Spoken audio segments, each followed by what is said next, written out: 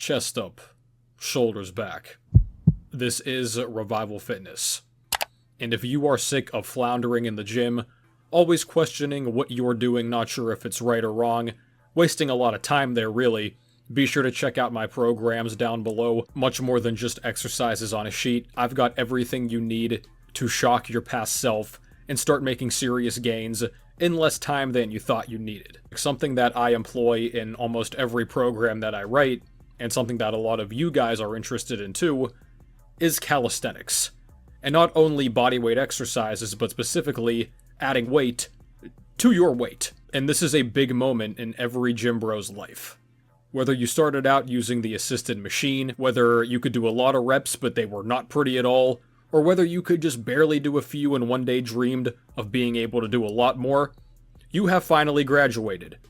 You have hit puberty, your balls have dropped, and you are now donning the iron nutsack. Congratulations, my boy, because you are now a man. And beyond just looking cool, there are a wide array of applications for calisthenics. Now, of course, we've got the calisthenics athletes who don't compete in anything, but they also complement any well-rounded weight training regimen extremely well. If you ask me, the holy trinity of well-rounded muscular development is going to be free weights, body weight, and machines. As a coach, I want to make sure that somebody's movement with their own body weight is on point before we move to anything else. So if somebody can't even do a body weight squat without their heels coming up, they have no business putting a bar on their back. In my experience, lower body movement problems are going to be more common than upper body in guys, but the upper body does have its fair share of issues too. Maybe you can't fully raise your arms overhead, or you have to heavily shrug to do so. Maybe you've got that hunched over posture that carries over to the gym, refer to my intro, or maybe you have very tight pecs and lats that lead to imbalanced motions, and they restrict your range of motion. So from a foundational perspective, calisthenics are very important. They are really the start and end point for all training. So given the body weight fluctuation component that is inherent to calisthenics, we're going to talk about that in depth coming up soon, I like to progress with these at a more measured pace than typical big exercises. So the usual recommendation will be to add 5 pounds or 2.2 kilograms once you complete a given set or rep range. When it comes to calisthenics, I like to use plus 2.5 pounds or 1.1 kilograms, and you can even use lighter micro plates if you have them. You can get micro plates and more of the equipment that we're about to talk about on my Amazon store. I'll put that in the pinned comment and description too. And the common trend I see is that weighted dips and push-ups are going to progress faster than pull-ups and chin-ups. So you may commonly think that pull-ups and chin-ups would be ahead here because the back is comparatively bigger than the chest. And chin-ups will usually be a bit ahead of pull-ups given the added bicep and overall arm involvement. But of the big three weighted calisthenics, I would say dips are typically going to be the one that most guys are stronger at. Simply because dips have the shortest range of motion of all of these. So for example, right now, I'm about 175 pounds. I know, my weight has been dropping pretty fast. And I'm up to 85 pounds added, so that's 260 total, for 8 reps on my top set of dips. I have not done chin-ups in a while. I recently brought back in pull-ups. I'm doing them close grip. For those, I'm up to 35 pounds added. That is 210 pounds total for 8 reps. So between the dips and the pull-ups, that disparity is 50 pounds or 23 kilograms for the same number of reps. And while the dips are a lower range of motion movement by default, I'd say that I get pretty darn low on mine. My shoulders go well below my elbows during the negative. Now some people cannot go this low without shoulder or sternum pain, so go as low as you can comfortably. Do not push it.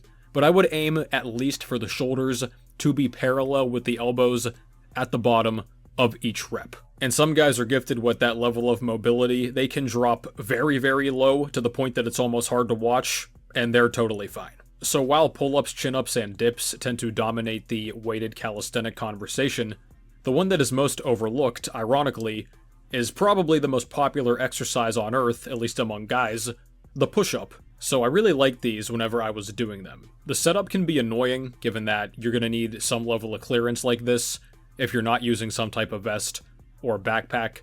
So you need an elevated bar and a rack, maybe a plyo box or a bench. Now I'm not going to be the person that tries to do these on the floor, and I try to finagle a plate onto my back, or I ask somebody to put a plate on my back, that also makes progression very jumpy, since the increments are going to be much larger. Maybe you're willing to bungee cord them around your torso or duct tape them. It's a crapshoot. Just find a better way. And lastly, for the back, we have inverted rows. I got to the point where I was doing these for so many reps that adding weight, once again, a belt is usually not going to be practical here. Maybe if you position it perfectly to where it's resting on your stomach, but you're probably going to need a vest or a backpack. But this is an overlooked exercise in a lot of ways too, and it's really a great way to target the upper back. If you get to the point where doing these with your feet on the floor is easy, you can prop your feet up on a bench or a plyo box on plates, something like that, to make it more challenging, but it definitely can have its place in a program. So you could call those the big 5 upper body calisthenic movements. Some of you may be thinking, but what about the legs, bro?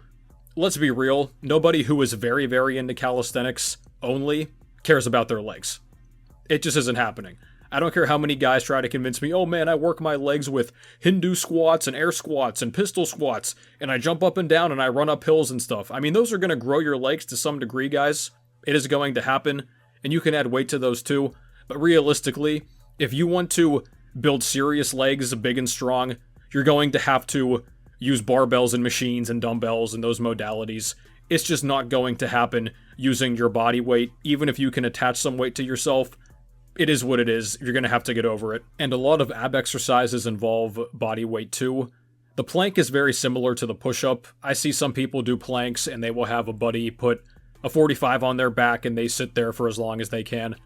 That's a crapshoot to me. I'm not a big fan of it. If I'm going to add weight to calisthenics in some capacity for the core, I would say a decline sit-up in some form is probably going to be the best way. I think holding dumbbells is the best bet here, because I see a lot of people, they do this with the hyperextension bench even too. They will just hold plates. I don't know this fixation whenever you get on some type of bench like this, of just holding a plate. I see people in my own gym do it, man. They're big and strong, and they will just grab 245s and hold on to them. And that's all they do. They never increase the weight at all. I mean, you cannot hold 245s and then a 5, or even a 45 and a 25 well, unless you're using bumper plates that are the same diameter. I guess then you could possibly do it. But even so, once again, we return to the crapshoot. So instead, what you should do, I think, is hold dumbbells. Because dumbbells are going to go up in small increments. You could hold them one at a time, or you could use both hands to hold a single one, depending on how you prefer to do it. Even if you're doing hanging leg raises and you want to put ankle weights on yourself. I mean, anything is going to be better than this thing where people just like to hold a plate and then they just add a bigger plate. And their progression basically is at a flat line for years because they have no more space to hold the biggest plates they can. I think you can apply it more tactically than that. But now that we've covered the exercises, it's time to talk about weight fluctuation during bulking and cutting, and how you can best manage that. I talked about the rate of gain before when it comes to bulking, where calisthenics are going to be harder given the fact that your weight is going up. This whole thing of 1 pound a week gain, I think is stupid, and it's really how you gain way more fat than necessary. So ideally, your weight on a bulk is going to be slowly going up, like a very gradual angle, not a sharp curve. So that's just a quick tip for you guys. If you find that your weighted calisthenics start regressing pretty quickly into your bulk and the scale is going up concurrently pretty fast, that's a good sign that you need to slow down. Now, I've said before that one of the indicators that you're in the sweet spot of a bulk is if you are making good progress on your weighted calisthenics as your body weight is increasing. Now, granted, this is not going to be very linear a lot of the time, and I would say the newer you are into a bulk, the more consistent this is going to be, but it is possible to have an upward trend over a long period, even bulking for many months, if not over a year. So for example, let's say that you weigh 180 pounds, and you can do 8 pull-ups with 5 pounds added this week. Next week, you get 9. Then the week after, you almost get 10, but let's be honest, you can't count it, so still 9. And this is a big note here, guys, when it comes to not only weighted calisthenics, but any exercise. You need to keep your form and your tempo consistent for tracking purposes.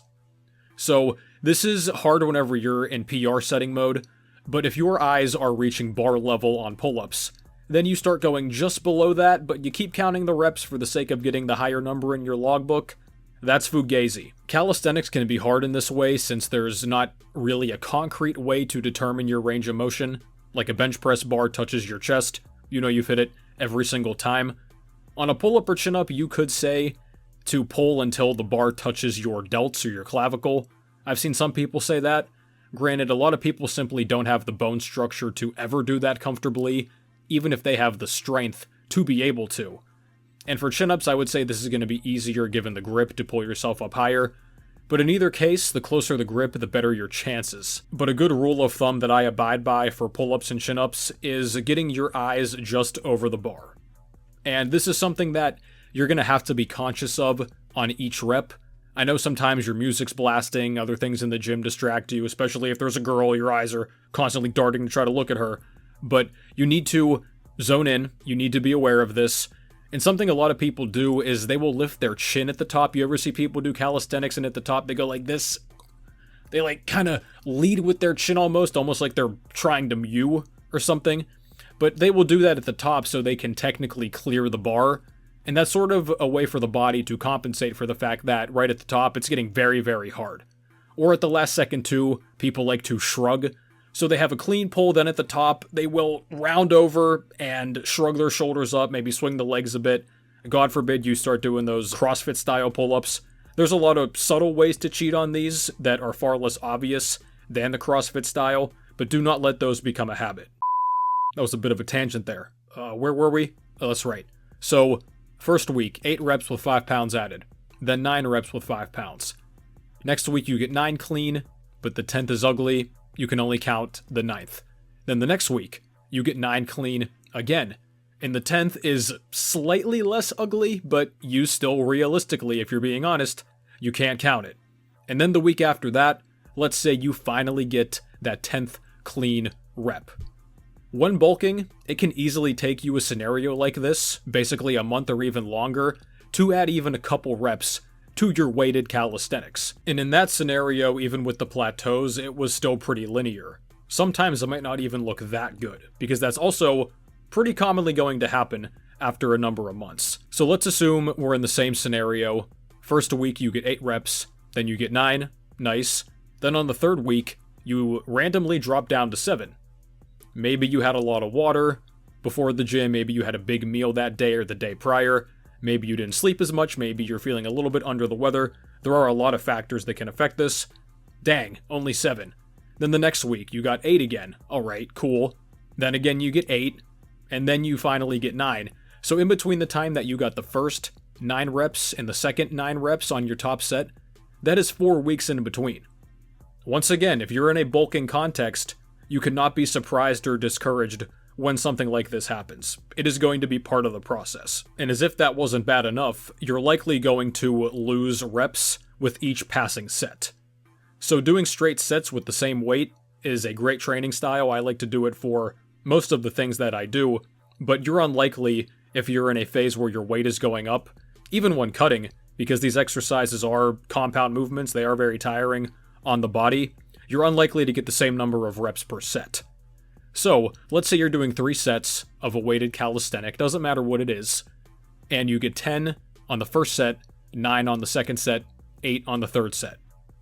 And then if the first set was really brutal, you might only get 10, and then 8, and then 7, and if you're bulking, the 10-8-7 might follow the week of 10-9-8. So that can kind of throw a lot of guys off. They think, oh man, I'm regressing, or I'm suddenly plateaued. I would not formally say you've plateaued unless you've had a minimum of 2 weeks of not being able to add any weight or reps. And keep in mind, in the bulking context, your weight is already slowly climbing up, so it can be hard to judge exactly how much your weight has not improved. So if you're stuck with 5 pounds added, but your body weight's gone up by a pound, you've still technically added weight, even if you don't realize that you did. We're going to talk about ways to track your weight for these coming up soon. So for pretty much all of these movements, besides the decline sit-ups and other ab exercises, and you could say the inverted row too, I would just go to the bleeding edge of failure, but not aim to outright fail. When it comes to a dip though, I would say that is without question the biggest risk in terms of injury. because some dip bars don't have like a platform for your feet to where you can land or catch yourself if you fail. You do not want to sink yourself into a shoulder injury on weighted dips. That is not going to be fun. You can fail pull-ups and chin-ups safely.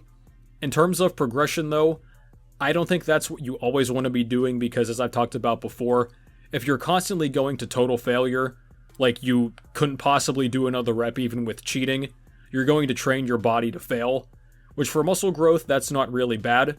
But once again, to get bigger, you have to get stronger. And over the long run, I think you're better keeping roughly 1 rep in reserve or very close to it, and steadily progressing more so, as opposed to always going to total death struggle failure, bro, and then you plateau more often than you'd like to. So the key takeaway with bulking and weighted calisthenics is that you need to be patient, even more so than you normally already have to be. But don't worry, because whenever you finally cut, the calisthenics are going to become easier. So if you're looking for a very quick and easy plateau buster on weighted calisthenics, you could just do a mini cut, but don't do that just for the sake of hitting some PRs. It's not worth it if you don't need to. Now that said, you might be able to hit 5 pounds a week for a while, like a standard linear progression, once you are into your cut. And especially when you just transition into it, your weight is likely going to be dropping the fastest. You're going to have a loss of water retention, especially if you drop the carbs a lot. So for reference here, you can see this clip of me doing dips from my last cut in summer 2022. This was a lifetime PR for me by a noticeable margin. This is 263 total pounds, or 120 kg, 173 pounds body weight, and those are 245s attached, so 90 pounds total on the chain. I did 3 sets here. I got 9, 8, and then 7 reps. I am very close to beating that once again, and I am going to do so soon. So when you're cutting, enjoy it. These things are going to be easier by default, but be careful not to get too overzealous. And I'm very guilty of this myself.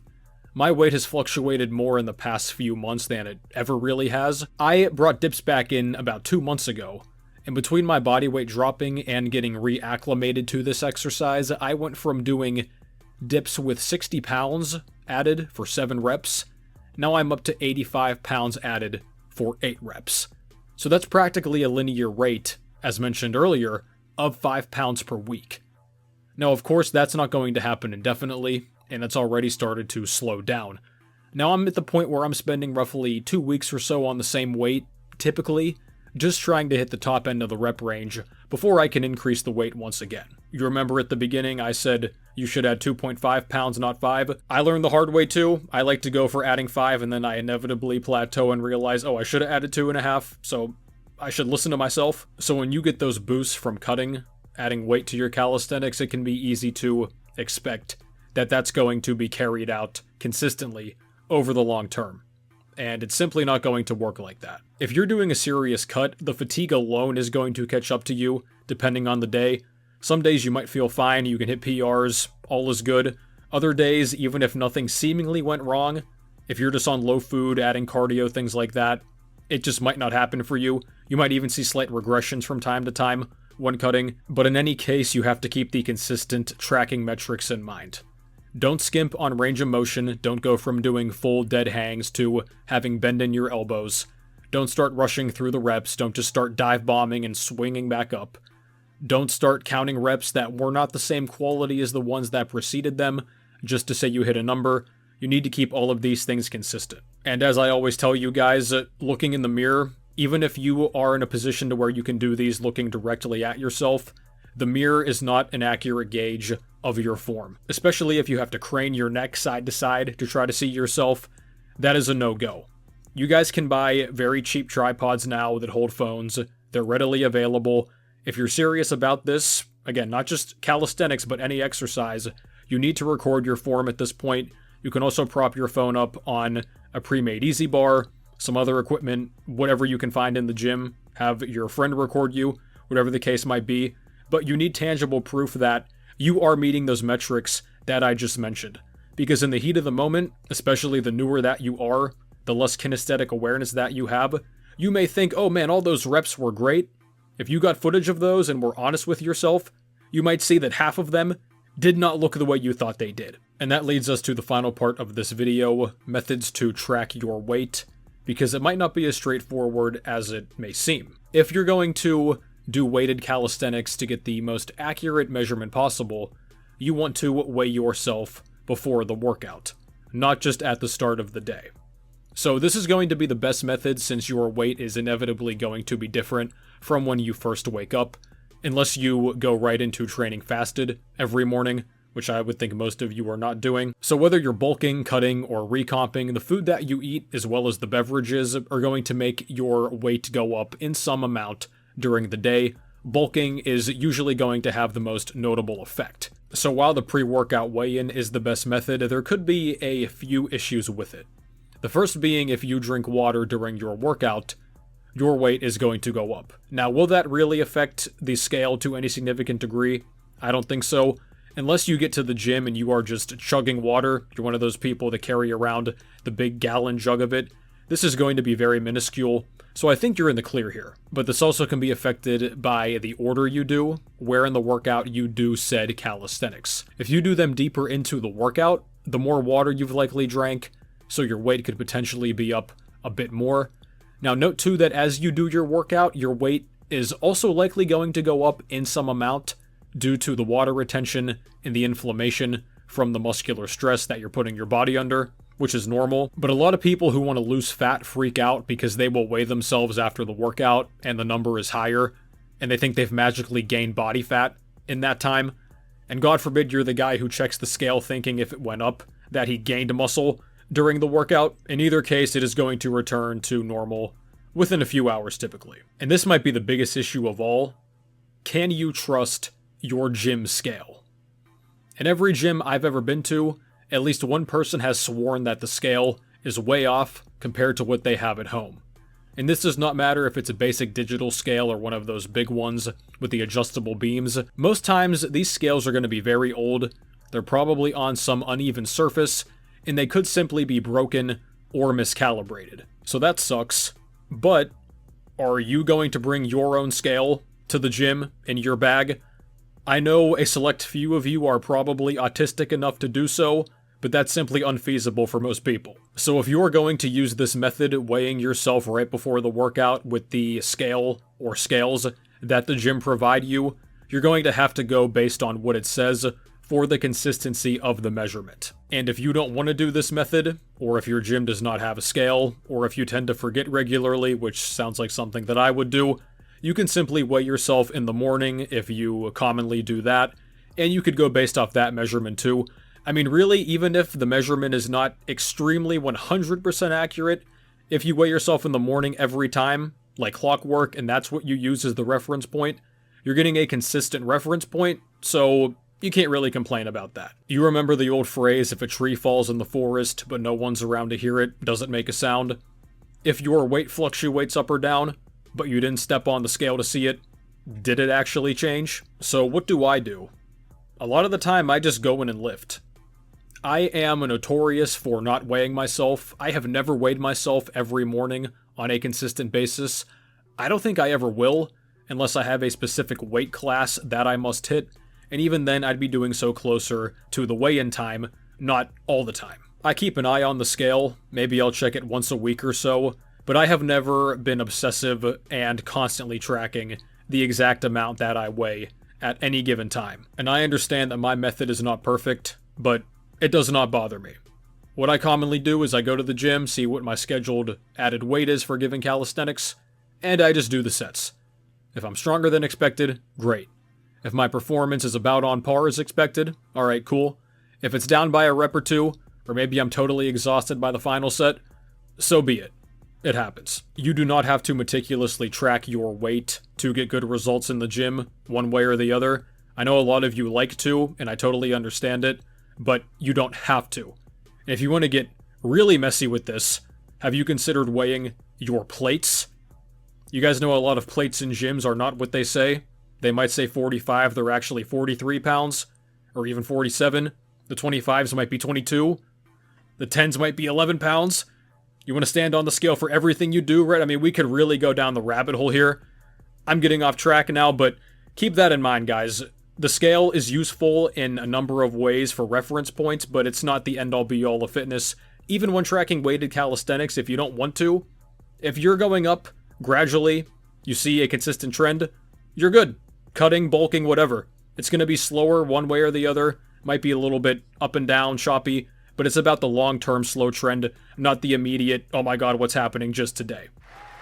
But this has been it for me, guys. Thank you for watching. Be sure to share this with a friend who needs to see it. Check out my programs down below and implement some of these tips. You can get in direct contact with me. Best way is on Patreon. You can also get access to our community Discord there. Hundreds of active members every single day. And use my links down below to save money on some great products and services. And I'll catch you guys next time.